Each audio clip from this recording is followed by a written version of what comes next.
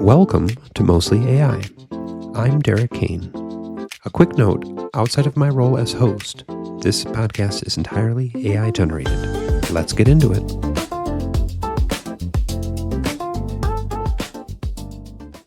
Imagine a 12-year-old girl. She lives in a rural village, maybe in rural Appalachia, maybe in sub-Saharan Africa, maybe on the outskirts of a city that forgot she existed. Her school has one teacher for 60 students. The textbooks are 15 years old. But she has a phone, and tonight, she has a question. What happens next? That's what this episode is about. Welcome to the ClearData AI Podcast. I'm your host, and today we're stepping back from enterprise dashboards and automation pipelines to ask a deeper question. What does AI mean for the people the world has left behind? My guest today has been thinking hard about exactly this intersection: education, equity, and the quiet revolution happening in the hands of children who were never supposed to have access to any of this. Welcome. Thank you.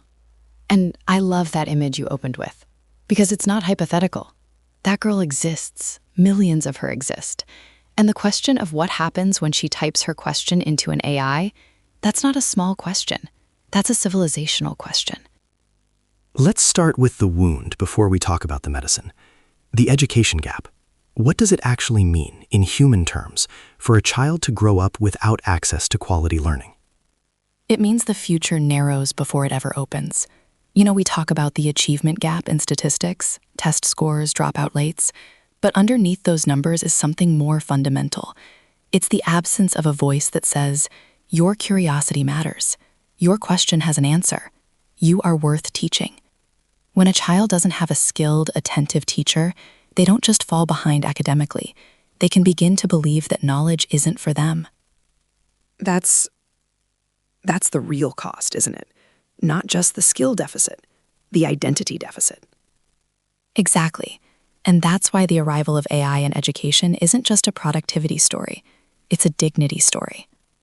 So let's talk about what AI is actually doing in this space, because the technology has moved fast. It really has. We now have AI tutoring systems that can adapt in real time to how a student learns, not just what they know, but how they think. A child who struggles with abstract math but lights up with visual patterns, the AI finds that.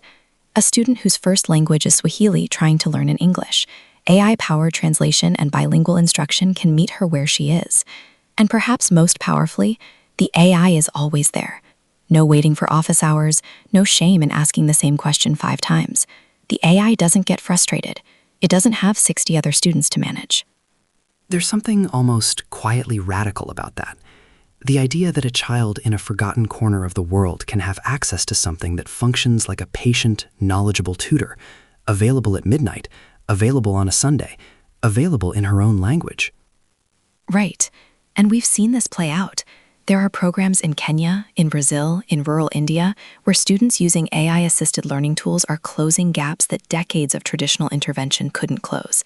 Not because the technology is magic, but because it's present in a way that underfunded systems simply cannot be. But here's where I want to push a little, because I think there's a danger in the optimism. The digital divide is real. Access to a phone, to data, to electricity, these aren't guaranteed. And AI tools built without these communities in mind can actually deepen inequality rather than heal it. That's the equity imperative, and it cannot be overstated. AI access must be intentional. It doesn't trickle down on its own.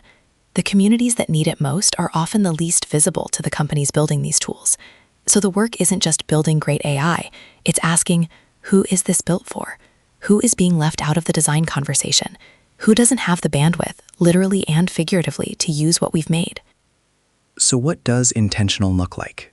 What can organizations, companies like ClearData AI, nonprofits, governments, actually do? A few things. First, invest in offline capable AI tools. Not everything needs a cloud connection. Second, partner with local educators and community leaders. Don't parachute in with a solution. Co-create one. Third, make multilingual support a baseline, not a premium feature. And fourth, fund it. Subsidize access. Treat AI education tools the way we once treated public libraries, as infrastructure for a functioning society. I love that framing. The public library was once a radical idea, The notion that knowledge should be freely available to anyone who walked through the door, regardless of wealth or status. AI could be that door for the next generation. And the children on the other side of that door, they are not objects of charity. They are protagonists.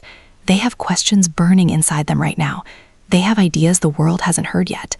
The only thing standing between them and their potential is access. And access is a solvable problem.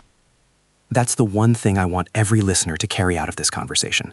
These are not passive recipients of our generosity. They are active minds waiting for the tools they deserve. And when we give them those tools, when we build AI that sees them, that speaks their language, that meets them where they are, we are not saving them. We are simply getting out of the way. Beautifully said. And I'd add, this isn't separate from the enterprise AI conversation. The same data strategies, the same intelligent systems that ClearData AI helps organizations build, those capabilities applied with intention can reach a classroom in a place that has never had a great teacher. The technology is the same. The will to direct it equitably, that's the variable. And that's where all of us come in. If this conversation has stirred something in you, if you're an organization, an educator, a technologist, or simply someone who believes that the future should be built for everyone, we'd love to connect. Visit us at cleardataai.ai to learn more about how we're thinking about AI that serves humanity at every level. And share this episode. Conversations like this one are how the will gets built. From all of us at ClearData AI, keep asking the deep questions. Keep seeking the pattern beneath the fragments. And remember, what is subtle may still be real, and what is possible may be closer than it appears. Until next time.